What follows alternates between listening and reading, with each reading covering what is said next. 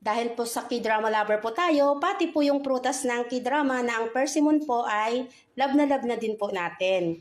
Bali, ang presyo nyo po dito sa Kuwait ay 0.345 pills po. Nasa 62 pesos na po ng Philippine money po yun. Ito po, itry po natin. Ito po siya.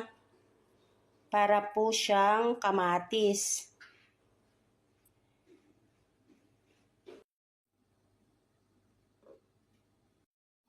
Bali, ganito po ang loob niya.